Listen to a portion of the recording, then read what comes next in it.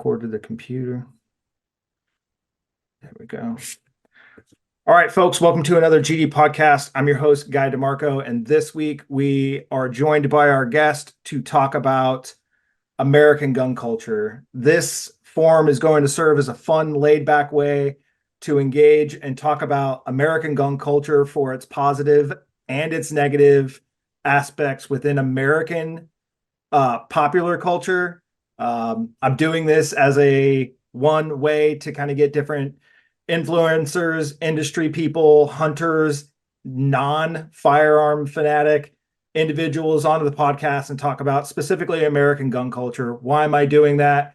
I'm in a college class right now that deals with American pop culture, and I was able to pick a topic that I wanted to talk about or research on and do some papers and some homework assignments. So I chose obviously the thing that I like the most, American gun culture. So that's what we're going to be talking about. So strap in and let's get into it. So our guest this week, as soon as this assignment popped in my head, my first thought was Three Gun Kenzie. So go ahead and introduce yourself, and then I'm going to ask you some intro questions, and then we'll get into the actual questions on American gun culture.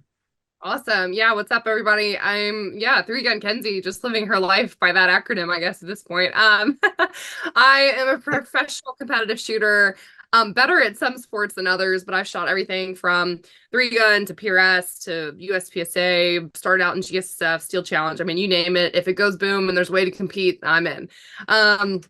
I also am a writer in the firearms industry, published writer. I also vlog and YouTube a little bit, host of the Reticle Up podcast, and then lastly, a firearms instructor and host a really big annual women's event every year and do some private classes. So that's a little bit about me. Guy, thanks for having me on. Yeah, absolutely. So these questions are going to be like a background as to your pedigree or lack thereof to talk about American gun culture. There's guests that I'm going to have on here that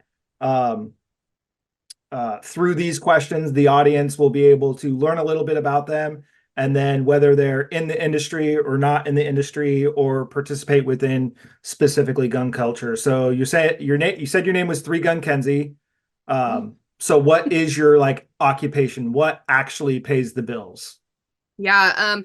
I graduated from college with a master's degree, and a couple weeks after graduating, I opened up my marketing firm, which was a different name prior, but now it's Reticle Up. So owner of that agency, and we focus on small to medium-sized businesses in the firearms industry specifically. So for everything from eyewear to actually posting about guns and gun parts and manufacturers, holsters, ranges, I mean, kind of the whole spectrum there.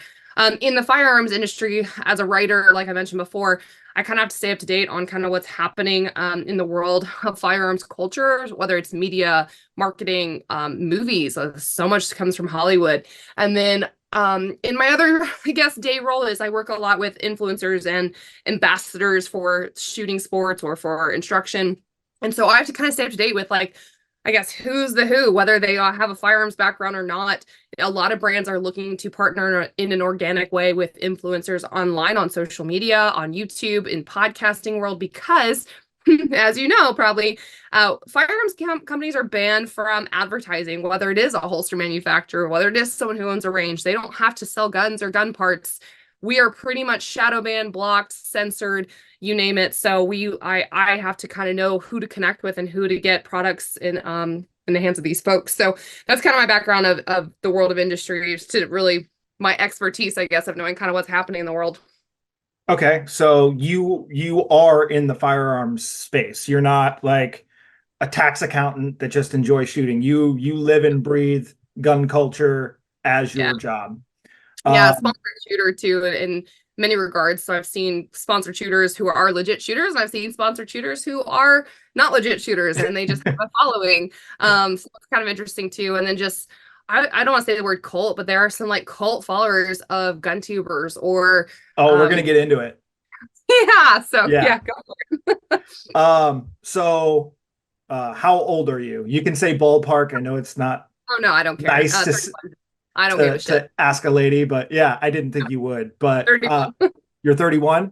Yeah. And actually, 10 years to the day, been carrying a gun since I was legally able to at 21 years old. Started out in the state of Florida, is where I was from, born and raised. So I have a full decade of experience carrying. You're from Florida? Yeah, I you knew didn't. that. Did I? Pensacola, bro. Oh, that's I'm right. literally from, yeah, that's why I know You're about all, literally right down the street from me. Well, yeah, from right down the street from me. Um, yeah. so military service? My family, pretty much Oh, everyone in my family either was military or worked for the VA, still does, or Marine Corps Relief Society nurse was my grandma. So it's interesting because I didn't go down that path, even though I probably should have. But by the time like I graduated, I was 20 when I graduated undergrad, and then 22 when I graduated with my master's. So it's kind of hard to go back and look at the salaries that you guys make. Bless your hearts. For those who serve, I could not have done that, lack thereof. for real. Um, Yeah. yeah. So you said college degree. You just said that. So you have a bachelor's and a master's. What are those degrees in?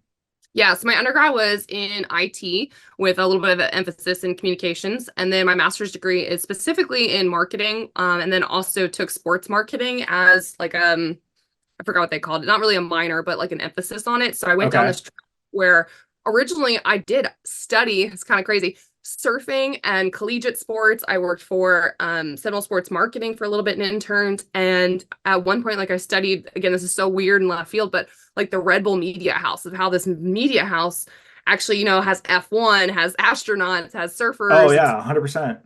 yeah. So that's where I kind of got my love and passion for that obsession. But once I found Talon Range in Tallahassee and started doing their Been there marketing, many times.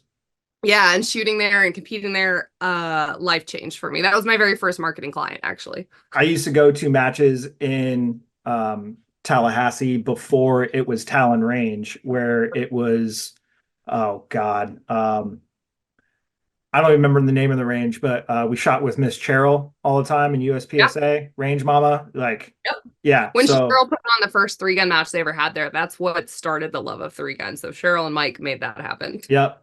Mike did some gunsmithing for me back in the day. That's so crazy that we know the same group. Oh yeah. Um, where are you located now? Like, Yep, uh, I'm up in Knoxville, Tennessee. I moved up here 3 years ago, and it was a decision I made actually to be central to shooting sports. As many matches as I shot, Florida really didn't at the time, especially Pensacola. They still really don't.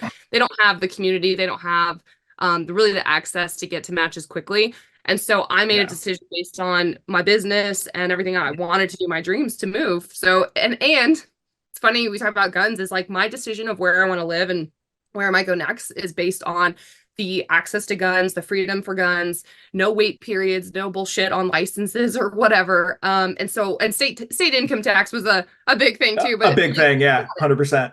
yeah, and you look at it, you're like Florida, I've never paid that. Tennessee is very freedom. Texas would be the next one, right? Like you just look at the map, and there's only so few states that have good gun legislature. Can't say that word, legislature. Yeah. But Okay. And you said you are a business owner, so you own the Reticle Up yeah, brand, which encompasses writing and vlogs and podcasts and training, and that's all underneath the Reticle Up umbrella. yeah, So yeah. you are a business owner. You said that you're a competitor on various different platforms. And then are you a hunter? Yeah, so I grew up duck hunting. That was the main thing that we did in Louisiana, Texas. My grandparents still have a lease over there. And so I grew up with a 12 gauge in my hand. That's kind of where I started. And a 20 gauge I still have actually to this day that I grew up with. So hunting was a big part of my life. Deer hunting didn't come till later on in life, but I started hunting at Triple Forks Hunting, which recently sold. So RIP, because I'm gonna miss that property. But I've done some deer hunting and then hog hunting, and now I'm hunting a coyote that stole my groundhog that I killed. So Oh predator, no. yeah, I was pissed because I wanted to keep the skull. But hunting for me, especially deer hunting after where we're at in 2024, is the price of meat and gosh, groceries is just so high Oh that man. yeah, it's cheaper to kill an animal, get it processed than it is to go buy a pound of meat right now. It's just Right. insane. Yeah, pro hunter, pro conservative. I fished for so long too. So though, even though it's not hunting, fishing was a big thing on Oh the yeah, Gulf for Coast. sure. Doing, yeah. So providing for my family from the freshest way possible, or for myself, right, is something that I've always grown up with. That is normal to me. Um, and then age of your first positive firearms experience. I was probably like 7 or 8. I remember shooting actually revolvers. It was all revolvers, kind of stereotypical of Lower Alabama, Pensacola. With my grandpa and Yep. my dad, we shot off cans off logs, so just aluminum Yep. cans.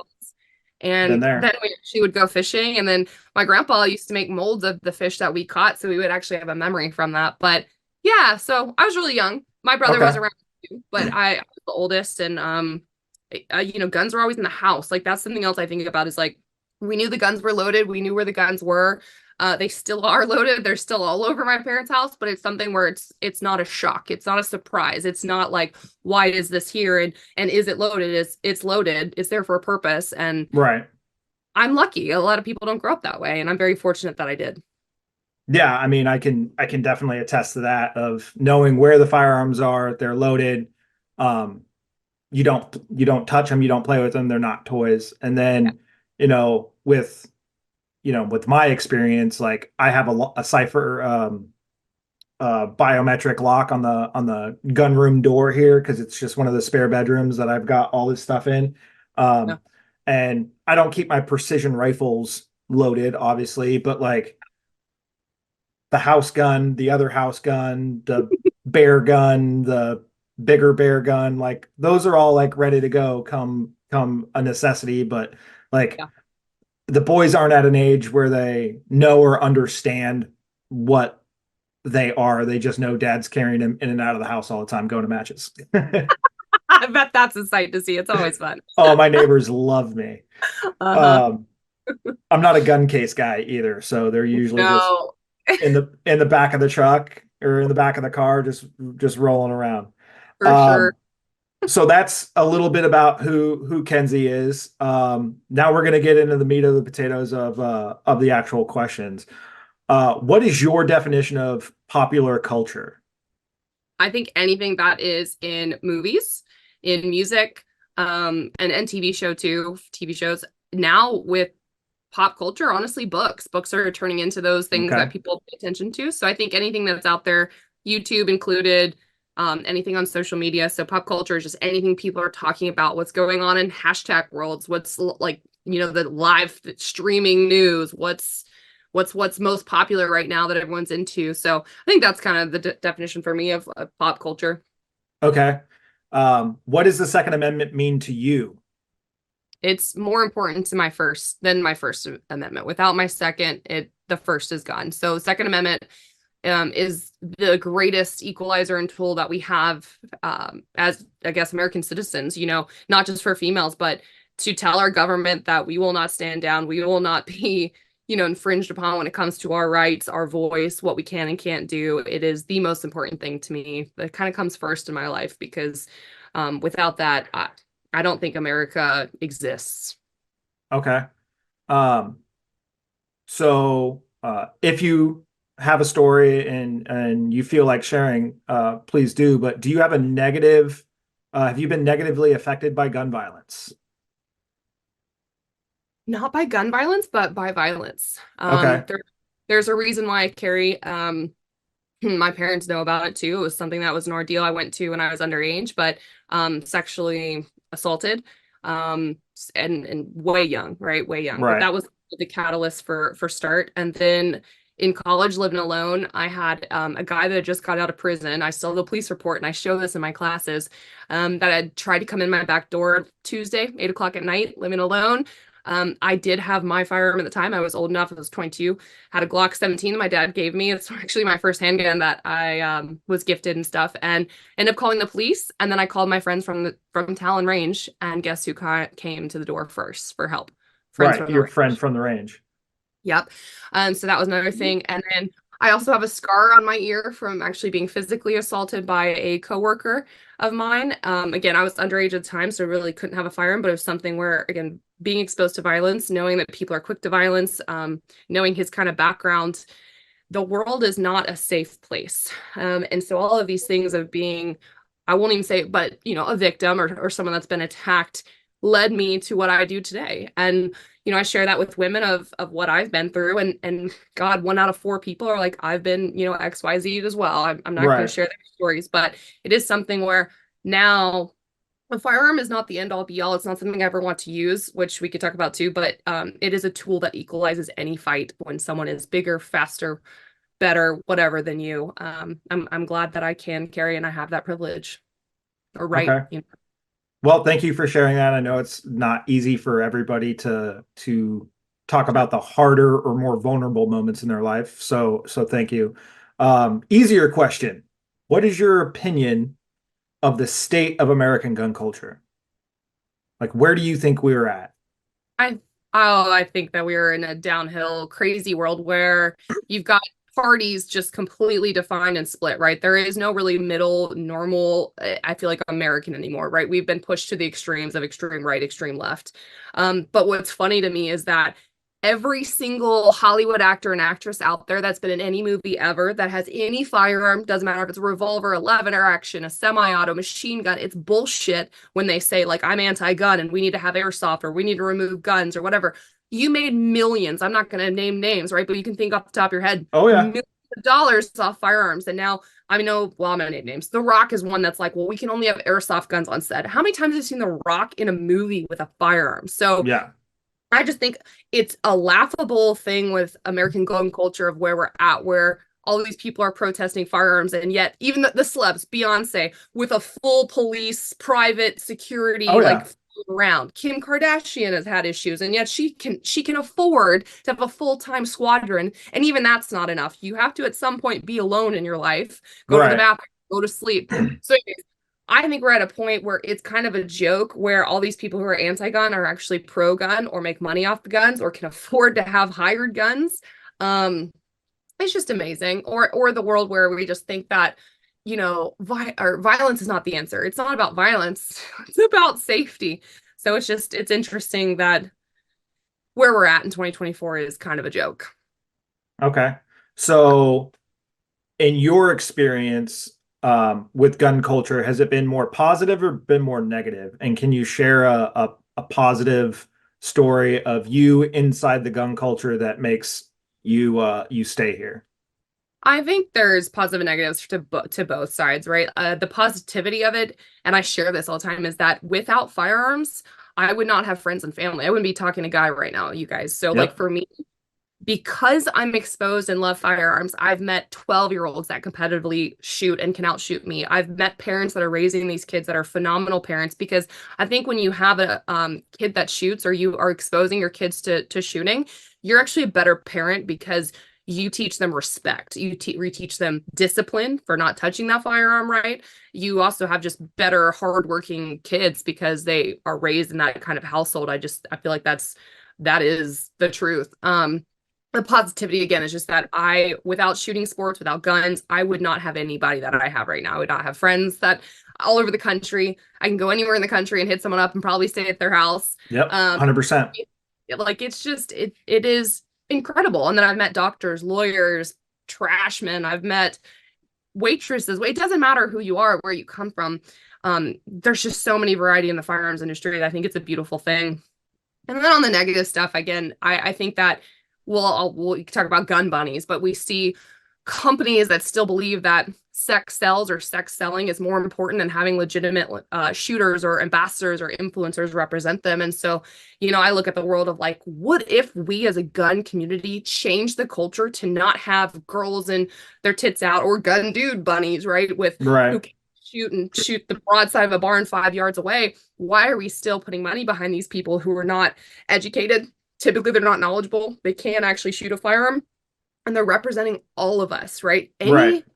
Any human being in the country that has a firearm automatically defaults, I truly believe this, as a gun ambassador for the Second Amendment, for firearms, because they own that. So when someone has a bad experience with anybody that has a firearm, that is their first leg into the firearms world, and that is where they're going to get their kind of first impression, right? That is their intro. And so I think all of us have a bigger responsibility, a bigger duty. So the negatives to me is that there's so many bad actors or so many people that don't take firearms seriously, don't respect firearms. We see them all the time when we see videos of instructors lighting one off into the air. We see them of gun bunnies getting the most amount of stuff from brands. I'm just like, wow, we could be so much better as a community. But even when one person does it, It's never going to change. Even the people that are in the industry that are phenomenal shooters or decent shooters or can shoot fast are or with people that do shoot fast, they're still scantily clad in the Hollywood realms of the training, and everybody wants to go train with this one company because he trained the greatest action film ever, and then on their Instagram everybody's just half naked at the range. Yeah. Like, Yeah. It's disappointing. It could be better. You don't need that. We don't need that to have quality guns, quality content, quality shooters. It's disappointment. So I think that's the negativity of just the sex sells type stuff that I see every day. okay, so you got positive and negative there. What in general, what's the most positive aspect of gun culture? I think that it still gives people a love and excitement for getting a gun that they like want to see or want to shoot or want to enjoy. So like the positivity is like you can be anyone that you want to be, or you can own any gun that if you're legally able to own it. Paint it pink. Who gives a shit? Paint it gold. I mean, you have a purple and blue gun on your wall right there. I painted that on TV show, on Bill Box's TV show. So Gun Talk Media put me on the show and I built that. It's a PCC. I spray painted it. First time I ever spray painted a gun. So I think just my biggest positivity is that I love seeing people go get their revolvers, go get their lever action, trick them out into tactical lever actions, go suppress it, put a light on it, put a laser, put 17 dots on it. I don't care. So I think for me, it's just fun to see like the individuality of it all and see people just enjoy something for what it is, for the historical part, for the collection part, for whatever. So I don't know. I think that's my thing or they see Deadpool, right? And they see Deadpool has the 2 Desert Eagles. And so like they're like, all right, I'm gonna paint this color or whatever. Right. A lot of that comes from TV shows. And Harry Potter, how many Glock Harry Potters have I seen now? It's just I haven't seen a Glock Harry Potter. You're gonna have to send me a picture. I will. I just saw 22 Plinkster got a Nintendo, like the old Nintendo. Oh yeah. The Duck Hunt. Yeah, See, I've the seen Duck that Hunter one. 22. So like just the gun culture comes from, again, American pop culture, whether it's movies or shows. Yeah. So with that, that's a great reference. So with, like you said, it's a great pop culture reference, being like painting the a long slide Glock, what is it, the Glock 17L, like the old Duck Hunt gun in the Nintendo colors with Nintendo on the side. Does that somehow cheapen or downplay the importance or the like the safety aspect of the gun when we make something that is so dangerous look more like a toy than an actual tool? Because yes, we can use firearms in a fun way, but at the end of the day, they're still a tool. So does that cheapen or degrade the meaning behind having the tool? I think for people who are uneducated about firearms that can absolutely happen where they're like, oh, that's just a toy. Now it's like, oh, that's airsoft or that's fake, or I'm gonna treat guns like toys because it looks like that's how we treat them. So it very much has that perceived, I think, value for people who are uneducated about firearms or who just want it because of that, right? They go buy it and they don't take a class, they don't go get educated, they don't know how to treat it safely. So yes, there's damaging part, I think, to that. I know people would disagree. But on the highest level, again, I don't own black guns if I can help it. Like all of my, I have a Harry Potter PCC. I have a Joker PCC that Creekside Customs did, literally with the Marauder map footsteps. I solemnly swear I'm up to no good. We have Harry Potter's wand on it. But I know that is a serious firearm. It is a tool. It's actually one of my competitive PCCs. I shot for a while. Like it's one of my favorite guns. So yes and no. Yes and no. Okay, and for some of the listeners, like if my instructor or my professor listens to this, she may not know what some of these acronyms are. So what does PCC stand for? Yes, so it's a pistol caliber carbine. So it's basically a same length as a rifle, as an AR-15, but it's in a 9mm caliber, so it's a little bit cheaper to shoot, but still has that length. So it's a rifle. That's literally what that is. So it looks like your standard AR-15. It just shoots a smaller round. Yeah, exactly. Okay.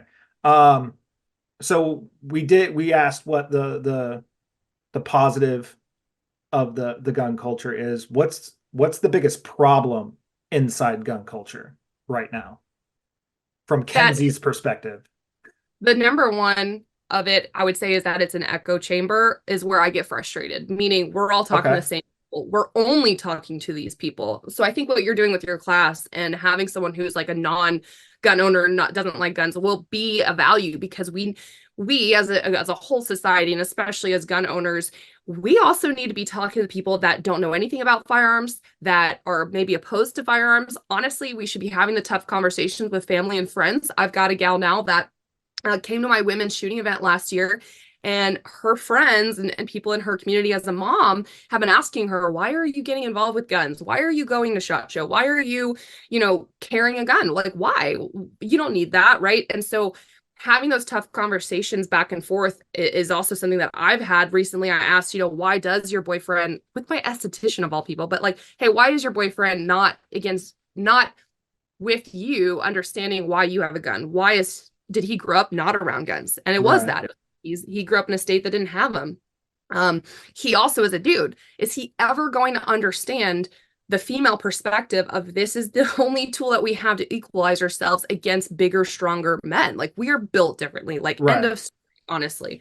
So I think the problem is the echo chamber, I will say, of us just talking to ourselves with gun culture. And then, on the outside, we've created something so daunting. You just asked me for an acronym. Like, I'm normally really good about that, of explaining exactly what it is. Right.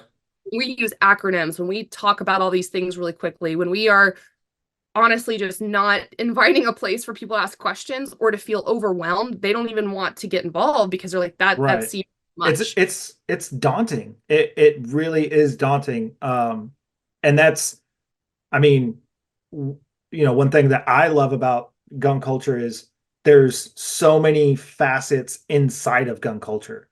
There's the competitive side, there's the collective side, there's the you've got the clone dudes that just want to build guns that are clones of service rifles or guns from movies, or the ones that just get super stoked about painting guns, or the guys that are into cannons. That's still considered like a destructive device. You have to go through ATF processes and stuff like that. Like, there's so many cool things inside the community as a whole that we have.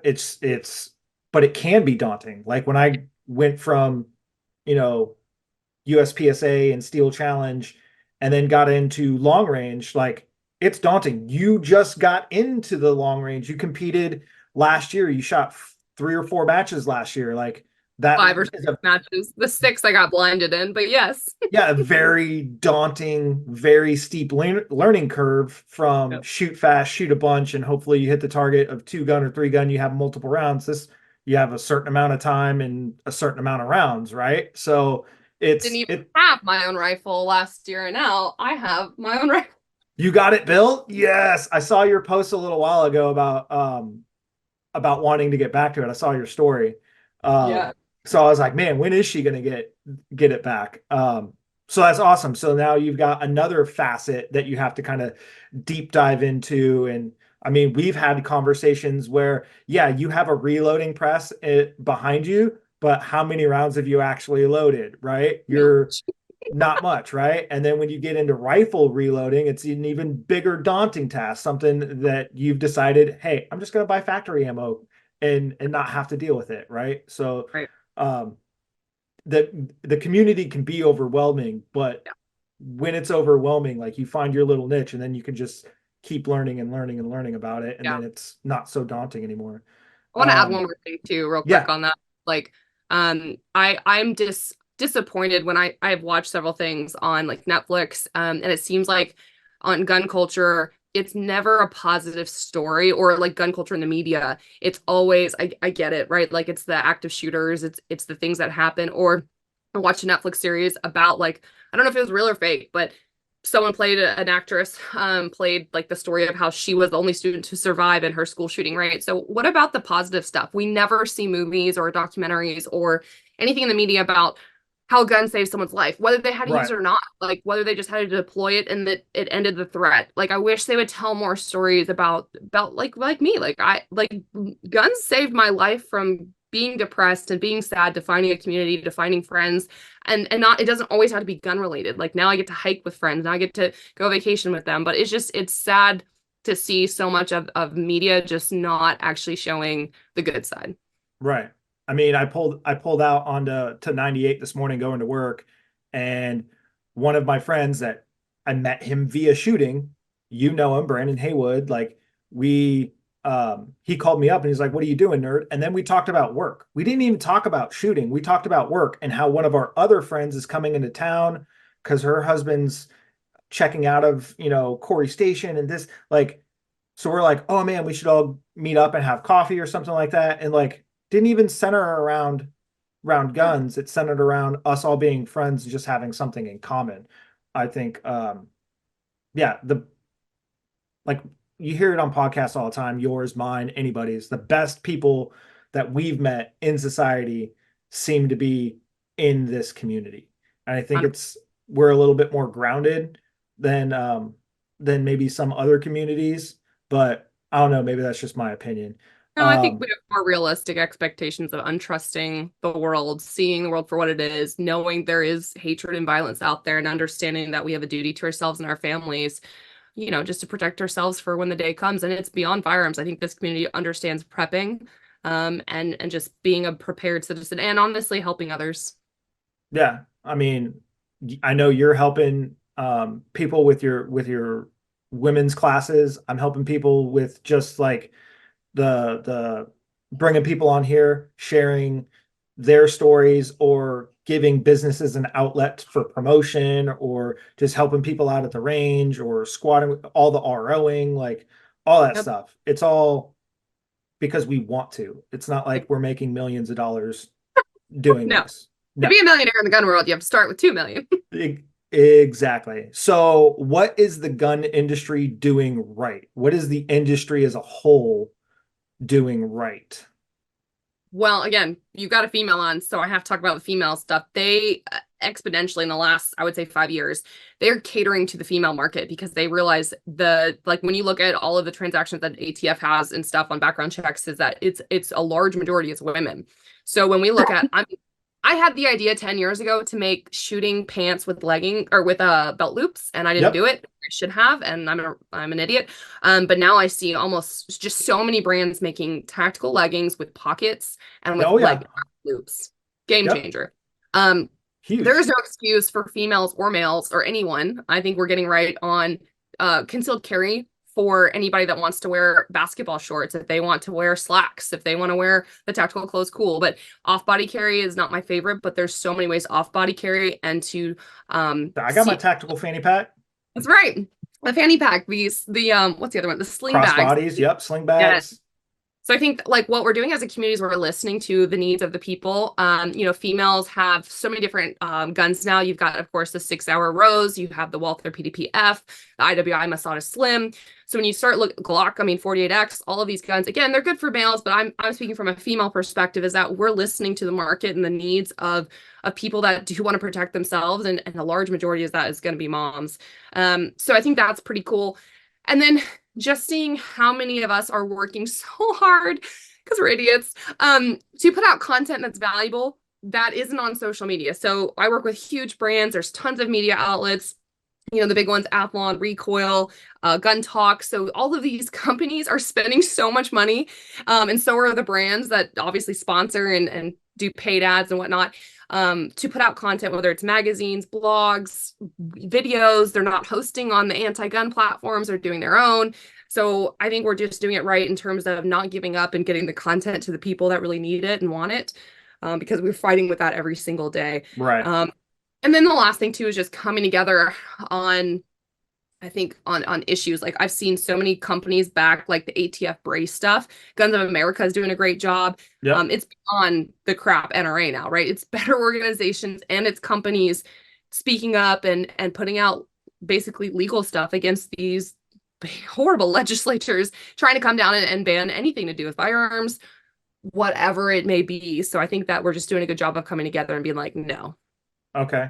State Armory did that as well. They're like, we're going to put, when people buy stuff, we're going to put some of this money back to supporting the 2A. And I'm not super into all the legal stuff, but I've been keeping a pulse on just kind of that there are companies putting money where their mouth is and supporting our rights. Because if they ban guns, then they're out of business. Yeah. But just in right? general, it's like they're also, you have some companies that slide in that are like secretly gun companies, right? Correct. But not a ton. But it is something where like the ones that are doing it right, those are the ones I'm going to be putting more money into, you know? Right. And we know the companies that supply the people that are oppressing us, Yeah. if that is the right word we want to use here. Um, we know who they are, and I think a lot of people have shied away, but Yeah. we use our voice with our wallet, but when they're 100%. getting the money from Daddy Warbucks and the government, like they don't necessarily need our $1,000 for one firearm. Yeah, It for may sure. look cool and everybody may want it because it's got their name and their logo on it, but you can find something else that's just as good for less amount of money. And I actually saw a clip recently. I think it was from um, PSA, Palmetto State Armory. Like the same gun that costs $1,000 only costs $300 to make, but they slap their name on it and it makes it Yeah. $1,000 gun. Where Yep. PSA spends the same $300 to Mhm. make the gun, and they charge six because they want to get the product in the person's hand to supply that person with the item that they need. Yeah, Because at for the end sure. of the day, you can do the 97% the same thing with a $600 gun as you can do with $1,000 gun Yeah, in for sure. in the AR market. Now, when we get Right. into the precision guns, like yes, there is a little bit of a difference in components and things like that. But when it's machined and it's a mass manufactured item, like Yep. save the $400 and get the thing that's going to work. It's going to work, and then spend more money on training, ammo, education. Um, 100%. so did I ask you where the industry's missing the mark? Was that the last question? Haven't asked that yet. Okay, so what is that? Where's the gun industry missing the mark? I think boots on the ground. And I know boots on the ground is where we're missing the mark. Okay, so we spend all these money dollars over in advertising, print, digital, emails, social, cool. Conventions. Look at SHOT Show. So the best companies, so I won't say like the ones that aren't missing the mark know the value of talking to their end consumers, whether it is SHOT Show, also NRA, there's TriggerCon, there's GunCon, there's the event that I put on, Gals Day at the Range. You've got Brownells 2A Day, they're The silencer. silencer events. So you've got CanCon and both. That's a Yep. recoil event. But just saying that, and even at shooting competitions. So I know I'm biased, but I work with brand Hunters HD Gold, who's at like 40 matches a year somehow, traveling all Right. over the country, getting his van, getting his products in front of people. Leupold, my God, how many times was Leupold not just there tabling and sponsoring, but also shooting the match, right? Oh So yeah, 100%. my thing, Foundation Stocks, you're wearing the shirt. The whole family's out shooting. So Oh, absolutely. the companies missing the marks are the ones that are not sponsoring anything, not supporting shooting sports, not sending a representative to demo something. Demos are huge. Not putting up a table, not I get that it's a huge investment. Like I don't know anything about the dollars of that it costs for SHOT Show range day or for NRA when they have a range day. But the companies that are doing that are killing it, right? And so Hmm. I think where you're missing the mark is go find time to talk to the end consumer, talk to the shooters, get feedback. That's the other thing is that the companies are just putting out more crap without actually consulting who's using it, why it's failing or why it's successful or what the next iteration should be, are just missing the mark on talking to people that use their product daily, weekly, monthly. So that my 2 cents there. I could go into that forever, but huge difference between the companies that are and aren't. Right. And you just said something and it made something pop into my head is a company released a firearm at SHOT. It was a pistol. Like what purpose did that firearm serve, right? Did they talk to their consumer? Yeah. It's uh it's a remake of a solid metal framed pistol that came out a couple years ago. That company got bought up, and then they kind of reproduced it, and everybody's like, oh, it's the newest, latest, greatest thing. But like, what purpose does that firearm actually serve? Yeah. Right? They came out with something because did they need to come out with something, or did Right. does that thing actually serve a purpose? Right. Yep. Yep. Um, So, to missing the mark. So, what is cringe in the gun culture right now? To use a pop culture reference of something being cringe, what's cringe in the industry right now? I recently saw a video. I don't know if you've seen it, but it was like just a bunch of gun like YouTubers, not gun tubers, YouTubers that were going out for a range day, and this dude had a fully loaded rifle pointed at the ground. I don't know if it was AK or an AR.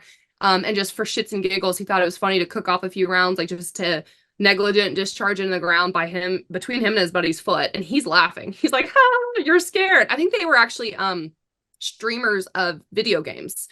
And the guy got scared. That's like basically his foot's almost coming off and Right, shut up. And the other guy's just like laughing at him. So where it's disgusting for me and cringe is I see a lot of that as like bros just going out and kind of messing with each other, pointing them at each other, or blowing up tannerite out of refrigerators. We've seen that. So oh yeah, 100%. there's so many people who see stuff on movies or think it's cool to have a gun and video it, and the ones that are pointing them themselves and shooting themselves because it's funny.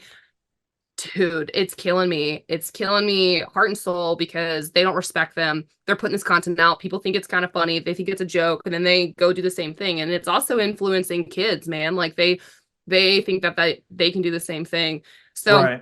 I won't even talk about that gun bunny side again, but like the cringe stuff is just some of the stuff from video games that I see people taking into real life. Um, I think I've never been a gamer, so I really can't speak to that, but I do see that like exposure to all of that video game content and not understanding that when they transition to real life, like that's a real weapon. Right. Um, that's the kind of struggle that I have. I'm kind of hit or miss on the video game side because I mean You that's a also lot of learn valuable skills too in video right, games, right? How right. to reload and cover and Um, concealment. hand-eye coordination, cover Yeah. concealment. But that's a lot of people's first interaction with firearms. And then I would say there's a percentage, that get into the gun community that are, do it the right way, or and then there's some that do it the wrong way. But like my first experience with the Chris Vector was in a video game, and I was like, oh my God, I want one of those so bad. And I purchased one and I was like, this thing kind of sucks, right? I Yeah. don't have I had the carbine and I had the pistol. I don't own either of them anymore, right? Like um that's there's the I mean you can't necessarily get a 203, but like the underbarrel grenade launcher, but like that's a lot of people's like first experience with something like that, or like the light machine guns or the sniper rifles, or they you said on the negative side, they, trying to shoot akimbo, two guns at the same time, or, just the crazy stuff that they see. I think that they do a lot of people's first experience with firearms is in that video game setting. Um, Yeah. I don't know if you've seen this video, but this one made me cringe. Is they were testing the new um, personal protection vehicle, and they shot a Barrett The 50 50 cal. He had at no eyewear on. The glass didn't shatter, but I was like, I don't know, eyewear, earwear, yeah, bullet they vest, they a vest, anything. maybe 20 yards away shot a 50 BMG at the side of an SUV driver's side window, and there was a dude sitting in there. Like that Yeah. stuff is cringe. Where you see the videos of other militaries and they're shooting in and around each other, or you've got that one guy that's got like six targets in a circle around him and he's taking guns out of every and turn around and shooting every like that Yeah. stuff is just Everything like that. I've seen the ugh. where they spin him around like you need to learn how to shoot dizzy, and he's literally shooting left, right, 220 degrees. And the stuff that cringes me too, not just on that stuff is like also clickbait. Like they shouldn't post it, but they do because they get views and then they go viral, and fine. But what kills me is so many marketing departments and so many industry thought leaders, huge following on social media, on emails, whatever. And I'll see someone shooting without eye protection on. Like, we're not in a defensive scenario. You're trying to market your product, put on eyewear and ear protection every single time you do photos, or just make it look a little bit better. And I'm not saying it's always correct. Like if you're shooting suppressed or you're hunting suppressed, or I know PRS people, I do, but a lot of PRS people don't wear eyewear. Yep, I Fine. know. Yep. But if you're gonna put out content, I get it a little bit, or just educate in the content that you put out of like, hey, precision rifle series, you're behind the scope, your bullets coming out this far away from the muzzle, it's a little bit different. But when people see that, unfortunately, people that know nothing about firearms think that's the way to do it, right? So they think that that's Right. safe, that's normal. I've seen people put scope mounts on backwards, scopes on backward, red dots on backwards. I've seen trigger fingers, bad grips, or Oh yeah. fingers, bad grips. So all of this content, I just wish there was a vetting process, or there was just one person at the company that had like passed the like, is this correct in this image, or this video that we're putting out? Oh God. That I wish they did that just in Hollywood. yeah, well, I can't even get into that. That's wrong. The reloading wrong, the count wrong, there's no recoil because it's all fake sim, like pretend, or just a 50 Yeah. cal just not moving. And I'm like, okay, so that's all bullshit. That's great. Yeah. Yeah. Or like, the sniper movie where he like bolts everything on and the scope's backwards and the bipod's like backwards. And yeah, it's just like, I can't fight Hollywood, but it's cringe to me when we are in the firearms industry from a firearms manufacturer or accessories, whether it's optics, ammo, whatever, and we can't do better to put out content that is exactly correct because we are, again, we right. are the first experience someone might have. So I can't fight Hollywood, but we could fight ourselves, maybe just be a little bit Right. better Well, when putting it. I'm going to fight you on that because I think you can fight Hollywood because you had somebody on your show that is the firearms guy in not necessarily Hollywood, but in the film industry. Yeah. So, Yeah. and I believe he's doing it right or assisting Yeah. in doing it right. But at the end of the day, the director is the one that's making the call or the lead stunt guy or whatever. Like he controls the firearms on set, but like he can get overridden, Yeah. right? Yeah.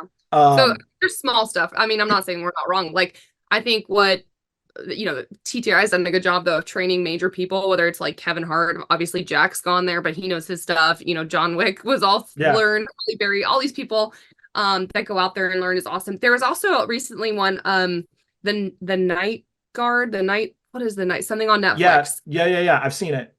He The just night, trained the night guardsman or something like that.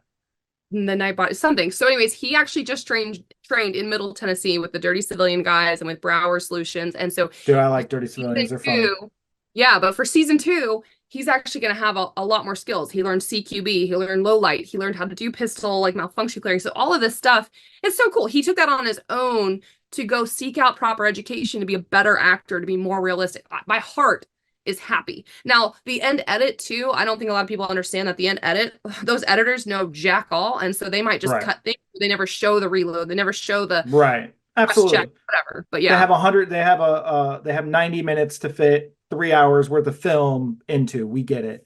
It's the Night Agent, by the way. Thank you. So I I'm looked really at, excited. Look up that Gabrielle dude. Like he did the whole thing, man. yeah, I'm proud. I watched the whole first season. I really enjoyed it. Me too. I can remember those so long ago. So what's cringe? So in gun culture, um, uh, is gun culture highbrow or lowbrow to you and to the general public? So like highbrow, lowbrow, like so do we have the elitist? Do we have like the lowbrow, like the middle classer? Do we have like different levels of the gun culture? And I say lowbrow, highbrow because it's actually a term that we learned in this class that I'm taking. So like um once again trying to bring it back to the class. Um do you think that we have high high culture and low culture or highbrow lowbrow within the gun community? And what would be an example for those two given segments? I don't think we have that in terms of watching a movie and like Sylvester Stallone, any of the Fast and the Furious, whatever. Gosh, Godfather, all these movies, right? I think everyone can appreciate a firearm for what it is, whether they can own it or not. So that's when I think about like the 240 Bravo or whatever fire machine guns. So for people listening, like when you see the PPK, the Walther PPK, which is all from 007, right? So Yep. you have these iconics. Where I'm going is you have iconic Right. firearms that whether you are middle class, low class, poor, whatever you are, you see that and can appreciate the collector behind it. You can appreciate the value of it, of the iconicry, whatever. So you go buy maybe Right. an airsoft pistol of it. You go buy, honestly, Halloween stores and you go buy just like a foamy one or whatever it is. So I don't think that there's like a class in terms of appreciating or wanting or loving or admiring a firearm. However, I think like in terms of access to that, like there is going to be that higher gun culture for highbrow, whatever, where you have like Right. really honestly wealthy people that can afford to collect those and put those in a display case. But here's where the difference is. I think on the highbrow side, they probably never shoot those firearms. They pay 10 Right. grand for it and they're like, this is my prestigious thing that I will collect and Right. savor and shoot. People like me, like I've studied to actually go to the Walther Arms PPK because it's imported by Interarms, Walther, different brands throughout the time, Smith and Wesson, whatever. So I can appreciate the value of finding that and keeping that a 9mm Luger pistol, which is like from World War eras, right? Like Right. I follow that on Gun Broker. I'm going to own one day. So like just it depends on the level of accessibility, but I think people like maybe not always, but people like me will go shoot those firearms. Like Right. that's a I'll carry it. I don't care about scratch, dings, damages. Like that's not my. So I think that's the difference between some of the classes and access to them, of whether or not someone appreciates them, shoots them, or just collects Like a them. pre-ban 86 NFA item. Yeah, Like that is its own class. And for those that may not that are listening to this and not know what that means, like the National Firearms Act is what made fully automatic weapons inaccessible to the poors, as we like to say. Because a pre-ban NFA item can cost upwards of 30, 40, $60,000 for a pre-ban machine gun, which are still transferable. transferable. You can still transfer them to people given the right paperwork and everything like that, but they're going to cost so much money that it's not feasible for the average air quotes lowbrow person. Um, My friend bought one for 2250 before, and now it's worth 48 grand. what was it? MP5. Yeah, exactly. Like the nostalgia of 80s movies. Like you said, the Luger 9mm World War II. I've got an M1, I've got a 1904 Springfield, and I've got an M1A. What I'm missing is a Garand. Like I want to own a Garand. Do I need a Garand? No, but I want to collect the set. You know what I mean? Like Have you the seen the palm revolvers now? They're literally a circle, and the trigger was like within the palm. And it's a little tiny barrel, yes. and I Yep. now really, really, really freaking want one. Rapid fire. Rachel has two. You can't even find the ammo for it. I think you'd probably have to load the ammo for it. I honestly don't know how. You would just never get to shoot them. But it's like stuff that's like now I really want to own that, but now I got to figure out how to shoot it. Right. So I'm a big like fan of pepper boxes, right? Mhm. My grandpa, when he passed away, we took everything out of the gun safe. And he's got an old pepper box. It's completely disassembled. It doesn't like there's no way to make it work. You'd spend more in trying to get it to work, but now it's just like it's an old firearm that doesn't work, but it's inherently special to me, right? So my old boss, they just had a kid or her kid's like 4 or 5 years old. I'm the big gun guy in the shop. And she's like, hey, like I was unpacking some boxes, XYZ. I found this. We don't want it. Here you go. And it's a 22 short pepper box Oh yeah. with one firing pin that rotates around the four cylinders. So I went and found some 22 short and took it to the range, and by God, it still works. It's awesome. Oh yeah. I love Oh that yeah. little thing. It's great. Um, so yes, some highbrow, some lowbrow, within the general population of the gun culture. Um, so to the general American, whether they're in the 2A community, they're not in gun culture, they're anti-gun, they don't care either way. Does the NRA represent our culture? Look at your face. Because Was I that a mean, real what do you? question? Was that a real question? No. Okay, That guys. that's a real question because you look at it and you hear. I mean, we're going to hear it a lot in 2024 with the upcoming election. Oh, the NRA doesn't care about this. The NRA does. The NRA, for me personally, doesn't represent me. I No. have not been a member of the NRA since I don't know. I was 15 years old and went to a gun show and like signed up for the 1 year membership because they Yeah. just wanted my money. Yeah, that definitely does not represent American gun culture or the 2A enthusiasts. What's disappointing too, just recently in the news, Wayne LaPierre was embezzling so much money that I think he has to pay back 4 million, if I'm not mistaken, Yeah. from the NRA. So again, that shows you nobody in the 2A community wants someone that embezzles and steals their money. Like he's gonna have to pay back the membership, pay back that to the NRA, whatever, to do something that money was meant for, which is standing up for our rights, blocking bills that come in that are anti-gun, all of that.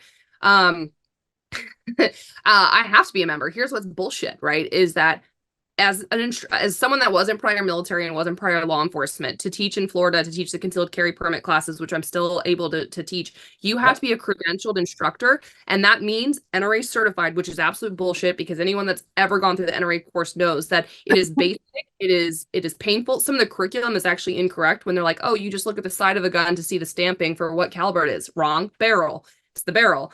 Yep.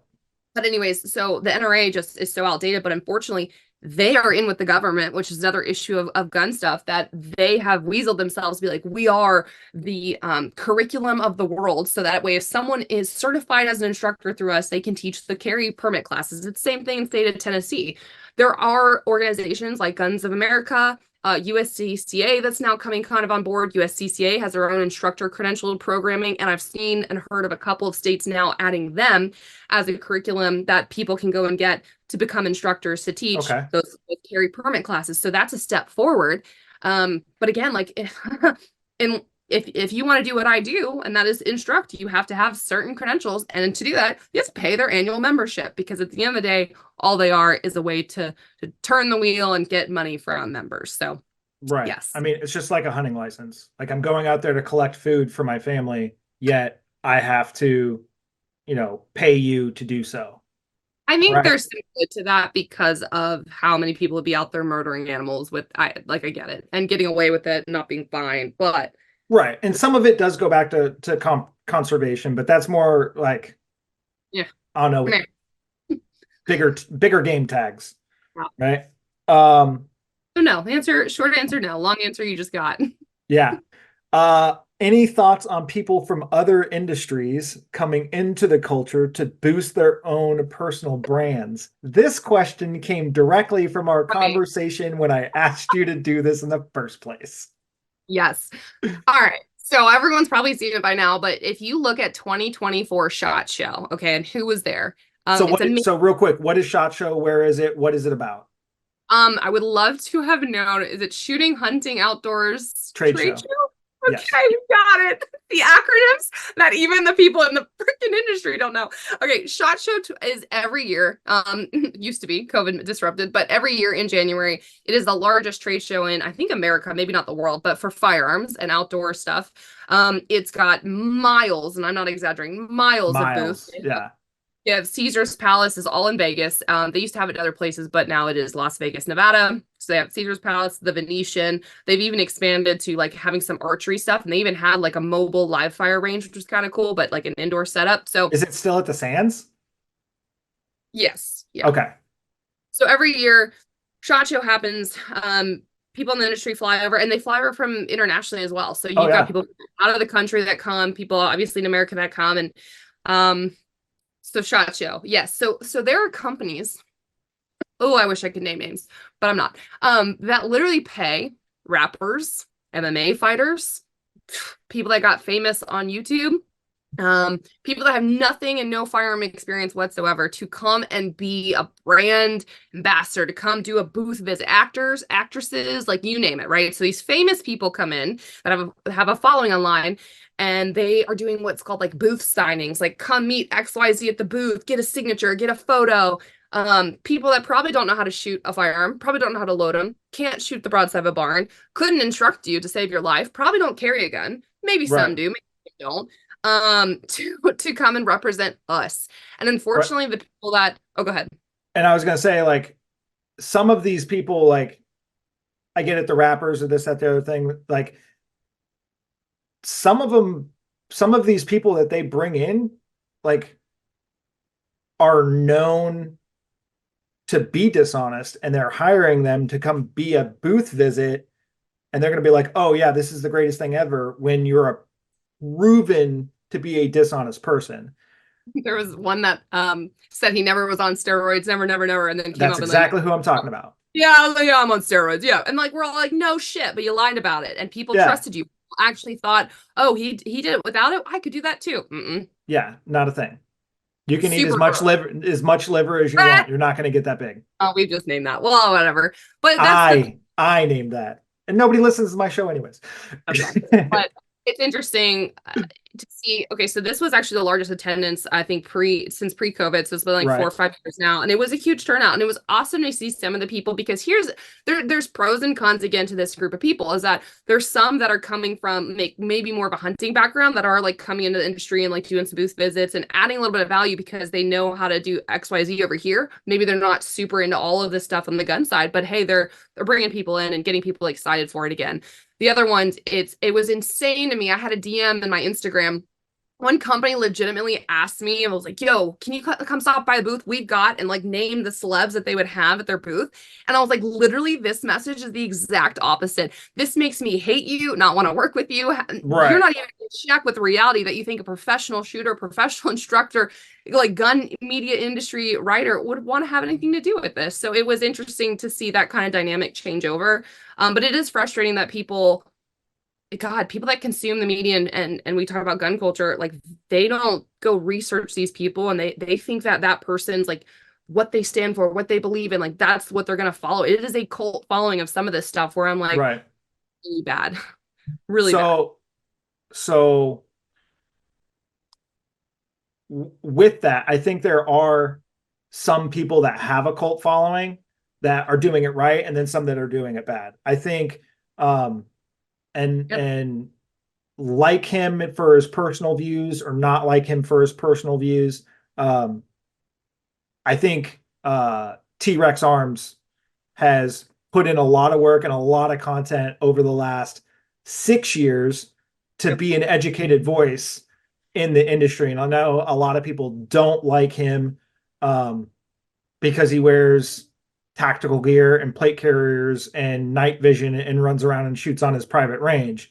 So who is this guy? He was never in the military. You don't have to be in the military to be good at shooting. You're good at you're a better pistol shot than I am, and you were never in the military. So what does that mean? It means you've put in the time and the work and the dedication and the reps to be good at what you do. He also educated a lot of people. Story. I think where I get frustrated is people that do hate on people, period. And I don't care either which way for that is he's actually putting out content and putting himself out there and sharing his views, which is not easy. And then you're being a thought leader, you make a good product, but it's like the people that hate and bash would never dream of posting a video, would never dream of putting the time, money, and effort into getting good at shooting, to learning different platforms. He goes and shoots matches. Like all these people that are complaining online too, it's like, show up to a match, see how horrible you suck. Your military 100%.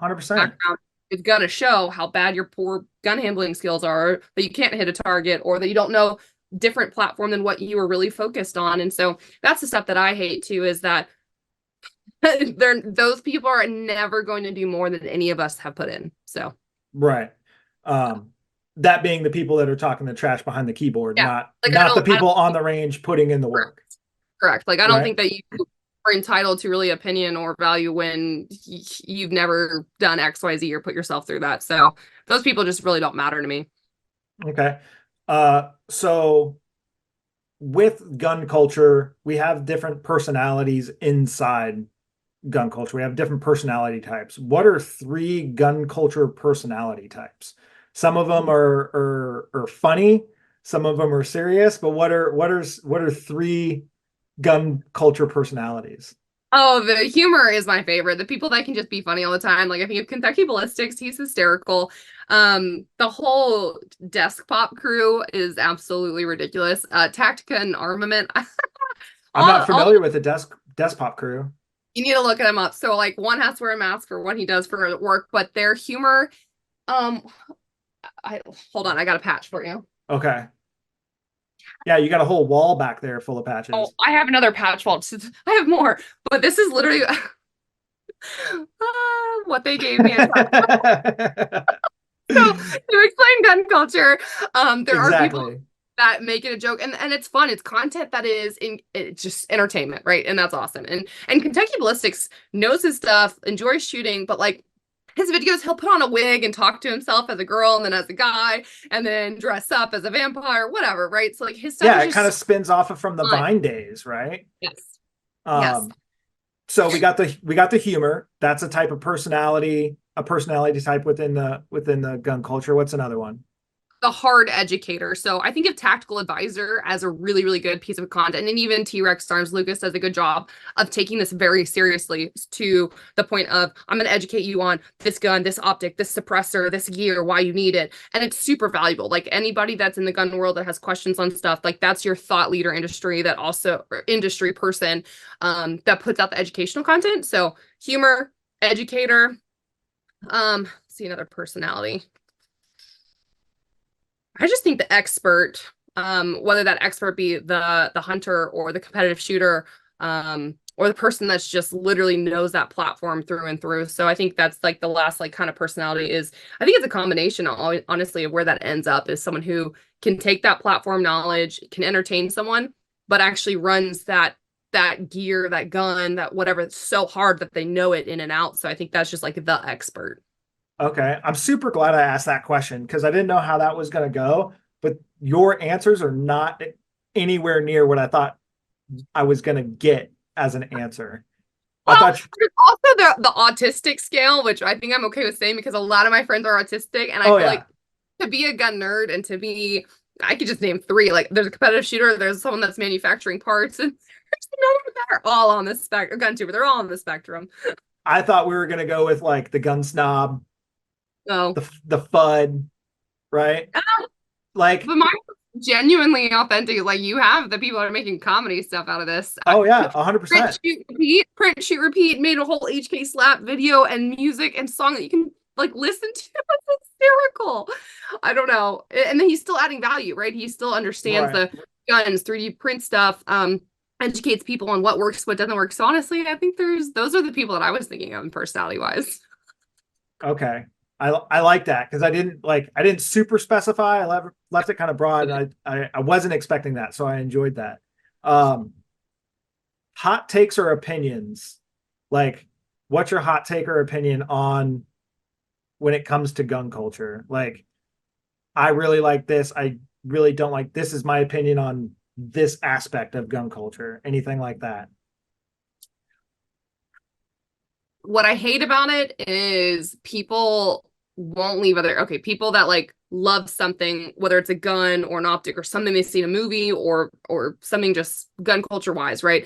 They love it. The people that hate on that person for liking it, like, why do you like revolvers? They're so outdated. Or why'd you take my tactical lever gun and turn it tactical? And you don't need a lever action with lights and lasers and suppressed and all, blah, blah. Yeah, who cares? So I think that's where like my hot thing is just like leave people alone. That's why we have thousands of manufacturers doing so much crap, is to serve all of us. And so leave them alone. And, hey, wouldn't it be great if that person just had a gun in general and you left him alone? We were just happy that he was happy with a firearm. Like we're winning when people are buying guns. I mean, anything that fluctuates in the media, like I just get frustrated with, again, Hollywood actors that are outspoken about it. And like you can literally Google the last 17 movies they've done and all of them have firearms, whether they're using them or not. It's just like, if you bash my firearms and you're going to be anti-gun and people believe that and support that and will follow that, and they're so like oblivious to even thinking, but wait, didn't they make millions of dollars off of having guns in their movies? Like that just pisses me off. Right. I don't know if that answers some of your questions, but yeah, for sure. Those are two hot takes. Where does the industry need to be headed? I think, again, getting back to boots on the ground, doing more events for demos, more educational pieces of content, but in person is going to change lives. At the end of the day, like getting stimulation guns in schools or maybe airsoft in schools as programs, like they have the 4-H community. You have a lot of the SASP, which is the Scholastic Action Shooting Sports. You've got, so all of these high school level things. That's where I got started with college. We had a shooting team. They had a skeet and trap team. They had all these competition teams. But how are we able to educate the people that will never handle a firearm till they're legally able to do so and maybe get interested, just having that bare education at the very beginning level of someone or as kids or whatever just could prevent a lot of gun violence stuff that we've seen or accidents, you know, that happen, which is so sad. So I think, and again, demo days are just going to add so much value to the end consumer, whether they're taking videos when they're at the range, they're holding guns wrong. Like we could solve so much of this by just being better. And then at the range level, Right. how many of us have gone to a public range, indoor range, outdoor range, whatever, and seen someone teacupping something, or I've seen someone with a shotgun over their shoulder about to pull the trigger. I've seen, and I get that like ranges are not there to go instruct without getting paid or whatever, but it's Right. like just change one person It's a safety issue. safety thing. But it's also if we could just change one person and the way that they do something, they could change the next person and the next Right. person. And I don't know if that's even possible, but I think just at the lower local range level, demo level, getting in schools, like if we could just put more money and effort into that, I think we would save a lot of lives and people getting hurt. And then those people that probably that was their first experience with a firearm, now we have a better experience. Maybe they're going to come back and want to shoot again, because when a lot of people hit me, they're like, I shot a 12 gauge. I hate shotguns now. Well, you were taught wrong. And then they learn Right. from me, and like, you're correct, you know, or Yeah. just, yeah. So there's just a lot of that, I think. I don't know how to do that, but that's my dream. Yeah. So that was where we need to be headed. But what does gun culture need to do to survive in America in 2024 going into the future? Not going backwards. You know, I thought about like the Jack Carr series being published on Amazon. I read all those books. I never in a million years thought that Amazon would keep the violence that was in those books into the actual show series. I think Right. Reacher's did a good job, even though you know this, but in the very first book that Lee Child wrote, he talked about flicking the safety off on a Glock. Okay, so Lee Child was completely unknowledgeable or not knowledgeable at all about firearms, and yet his series has turned out to be better, not Okay. perfect. Right. There's still Because flaws. it started with the 2 Tom Cruise movies. Yep. Which, so back Our here on my subsonic ammo. bookcase back here, I have all of the Lee Child books. I'm working my way through them. Remember that. I don't like that they skipped to book 11 instead of book 2. It's a series for a reason. But like they do a pretty good job, like overall. And I think it makes, once again, it's entertainment. It makes them sexy and this, that, the other thing. And you know, the first series on Amazon with Jack Reacher, he gets that 50 cal Desert Eagle, the 50 AE, and you know, shoots it in the stump. Don't get any weapon without testing it for yourself. Like, okay, probably not the best example of like firearm safety or anything else like that, but like it made for good entertainment, but it's not practical, right? But I think it's getting better the more series they do. Yeah. So I don't want to see it go backwards where like I know a lot of Hollywood sets have already said like they're only going to have airsoft guns, and as realistic as they can get them, you know, not having the orange stuff on them. There some of these people are having to hand paint the firearms. You know, it's just that's the stuff. And then I don't think taking away guns or having less or having no firearms or those fake firearms, right, removes the responsibility of having an armor on set, having a firearms instructor on set. I don't care if they're airsoft. I don't care. It's a gun. It's shaped like a gun. It looks like a gun. It's going to be used as a gun. So we should still have someone checking and being there and making sure all of the rules are still followed. You know, so that's the kind of thing that I see in culture of like, I think we're taking a step backward by removing valuable content. Like when I think about YouTube and the gun tubers and the world of theirs, like, why are we suppressing how to disassemble a gun safely? Like those are the content pieces that we need more than anything, more than, I don't know, how to properly shoot this at 300 yards, whatever, who cares? We're focused on fundamentals and safety, and being safe means like education. And so I think that's where it's like, we're taking a step backwards versus forwards. Yeah. You can't show the install of a rail on a firearm or anything, red dot plates. It doesn't matter what it looks like. They will demonetize like that.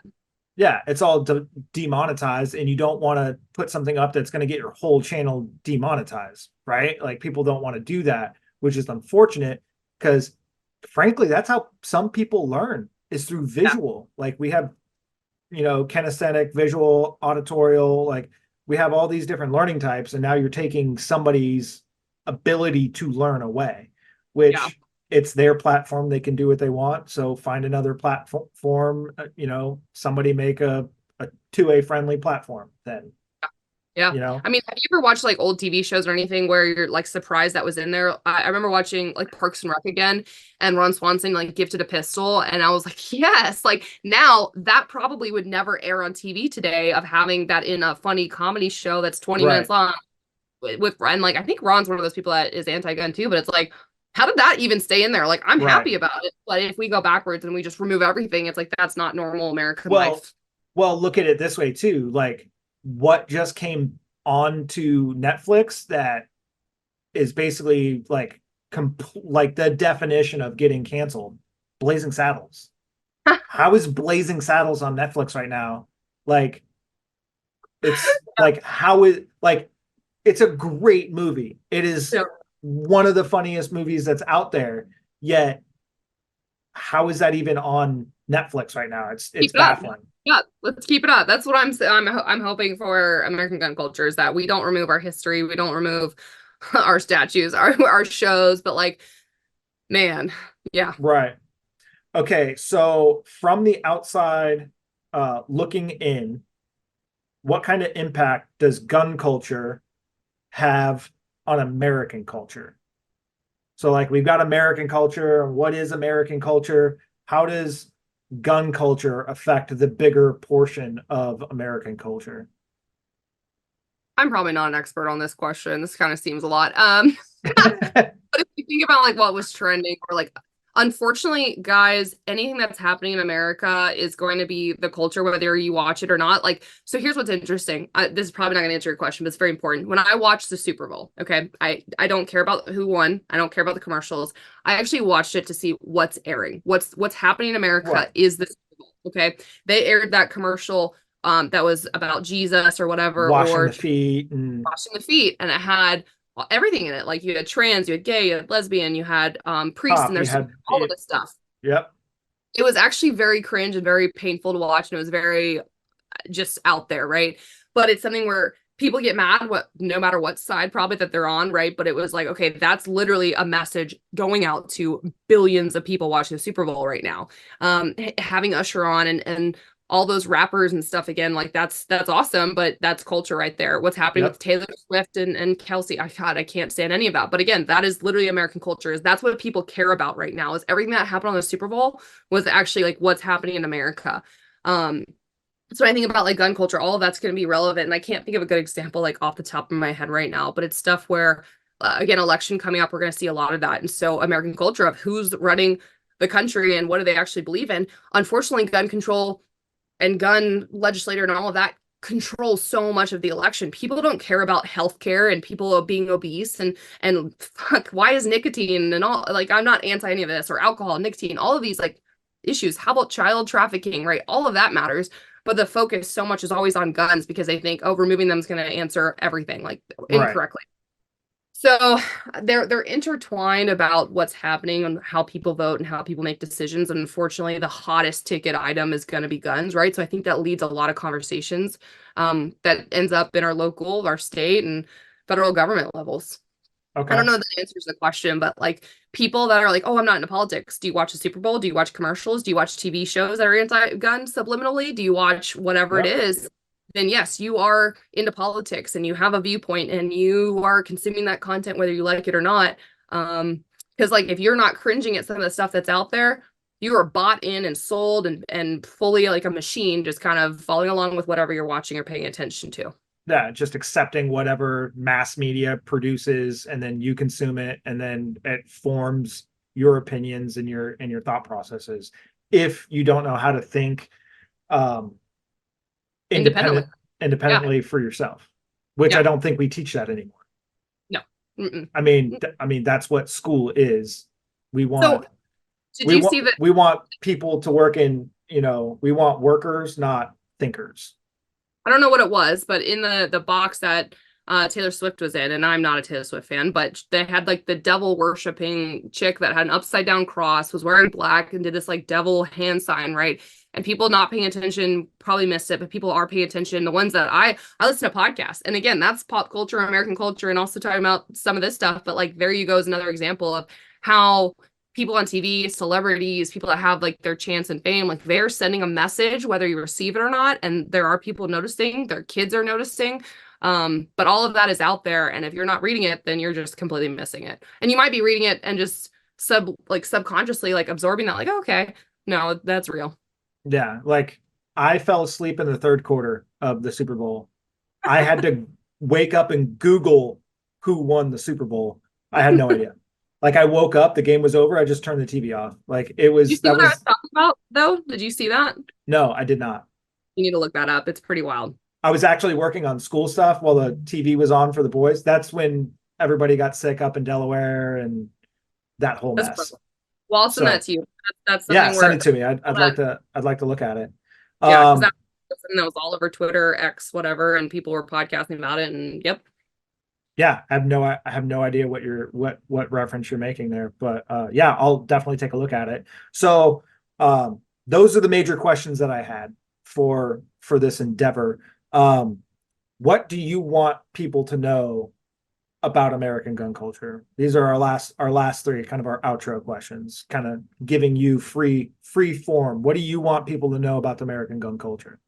You know, unfortunately, whether it's America or any other country, like we are kind of founded on firearms, right? Like that's the way that we've defended our country. That's the way we fought in world wars. That's the way that we, you know, keep our families and safe and ourselves and our friends. And it's something that we also enjoy. Like there's the collectivity of it. There's the, you know, pop culture, movies, the iconic stuff that we see. And so it is ingrained in our culture. It's not going away. We are the country that has the Second Amendment. So it's something where love it or hate it, it is what it is. This is what we're founded on.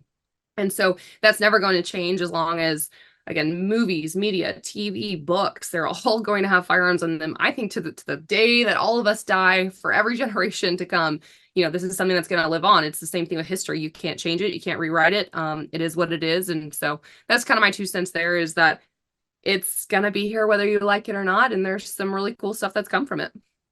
Okay.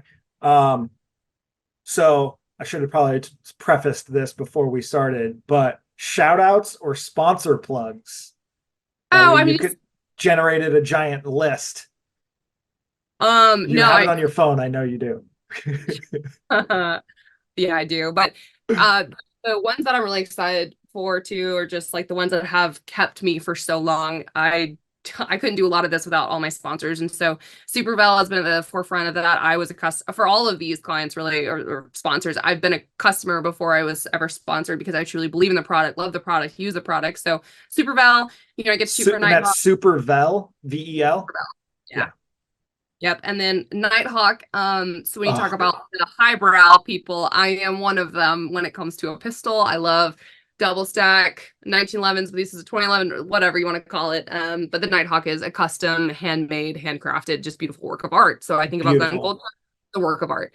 Genesis Arms, I'm honored to shoot for them. I moved over to shoot from TAC Ops into Open Division for 3-gun life, and the Open shotgun has been hard platform to master. So if you have done it, Genesis Arms has 100% done it. So honored to shoot for them. Is that the AK platform shotgun? It's not an AK. It's actually an AR platform. It's an AR-10 on a 308 lower. So you have all the AR controls that you want. You can shoot your hyperfire Eclipse trigger that I do. So it's the exact same mag release, loading, just everything is the same as an AR. So life is easy. Nice. I didn't know they had an AR-10 platform shotgun. So Genesis Arms is the Terran tactical shotgun, mag-fed shotgun that you see in John Wick 4. So Genesis Arms is gun culture that makes the John Wick TTI collabed gun. So, gotcha. Yeah. Okay. Interesting. I'll have to look at that as well. Something else I can't afford. It's funny because at SHOT Show they had the Iron City rifle guys like work on engraving, and it was like the chrome plated engraved shorty AR shotgun. It's badass 12 gauge, but that's American culture right there. Is that the one you were shooting in the video where you went full auto with it? Oh my God, that thing looks so fun. So I have seen it. I just need to do more research on it. That one was their brand new shotgun. That's a breaching shotgun with a breaching suppressor from Huxworks. But the one I'm talking about that was like engraved, it was me and Taryn like holding those guns, just gorgeous. Right. But I have lots of photos. So Genesis Arms is it's an honor to shoot with them. Hunter's HG Gold has sponsored me since day one, minute one in the shooting world. So Pure Eyewear kept my eyes safe, and then the Yep. PureS people need to learn that they look clear when you look behind them, and they actually help you shoot long range targets. Just saying. You have the blue ones. I'm pretty jealous of those ones. I've got the yellow one. I got a pair of the yellow ones. So couldn't do anything without Real Avid. It's funny because I was cleaning guns earlier, so they also make like CLP and gun wipes and all this cleaning stuff. But they have they have so much on my bench that the tools that I use, the torque wrenches and everything, is literally under my mic. My vise is a 360-degree rotating gun vise, so I can build my ARs on that and work on my guns. I know I have a lot. LOK Grips, they make all these amazing aftermarket grips for my pistols. They weigh them down. They have brass grips. They have aluminum grips. Just phenomenal stuff. Right now, I'm dry firing a lot too on the AR platform for cheaper than 9mm. So instead of the 9mm gun, I get to shoot an airsoft gun that has blanks, non-marking and marking rounds with unit solutions. And so they picked me up recently. I've been working with them. That's just a blessing. And I'm spoiled. This year I got to add Magpul to my jersey. So pretty excited for that because they've just been awesome to me. Yeah.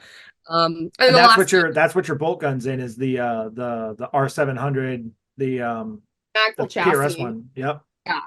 So Magpul chassis, it's just amazing. And then I use them in 3 guns. The D60, I never reload ever, period. Just 60 rounds. I got one of those as well. It's nice. Yeah, it's bougie. And the last one I'll say is like Run Gun, which they makes the bags, and I'm actually looking at my leather mat on my desk that I have. But Run Gun, Notch Gear makes great hats, and Creekside Custom Lasering if you need Cerakote or engraving, and they can do Harry Potter. Just saying. So there you go. Fantastic. And lastly, where can people find you? Yeah. So at 3 Gun Kenzie, literally the number 3 Gun Kenzie on Instagram. On the sign that's directly behind you, spelt that way. It's so easy. It's 3gunkenzie.com. Actually has a link to my portfolio that has all of the articles I've written, videos that I've been in. There's just a lot there. So when you talk about American gun culture and someone who's obsessed with some things, like that's gonna be the go-to. Check that out. Reticle Up on YouTube. It's just the Reticle Up channel. You've got my podcast, you've got gun reviews, gear reviews. So I've got 2 brands, kind of like I am 3 Gun Kenzie, but Reticle Up is the business. So okay. If you search any of that, I am easy to find. Yes. Awesome. Well, I just want to say thank you for joining us on this episode of another GD podcast. For everybody out there, be sure to subscribe to the podcast. Subscribe to the Instagram at another GD podcast. Share this episode. It helps us grow our listenership, but also exposes us to a bunch of other listeners that can expand our fan base. If you have any questions for me, be sure to let me know. My email is guy.demarco.84@gmail.com. Follow us on our Instagram. You can follow me on my personal accounts. Send me an email if you got any questions. If you've got questions for Kenzie, you can find her on all of her different socials, where you can hit her up about any of the products that she's talked about, any of the great brands that she's representing, or if you just want to learn more about her ladies' day for that lady in your life, or you're a lady and you're listening to this and you want to know some more information, you can definitely hit up Kenzie and get some more information. So until next time, keep your powder dry, and we'll see you on the range, guys. Thanks for joining me tonight. Absolutely. That was a blast.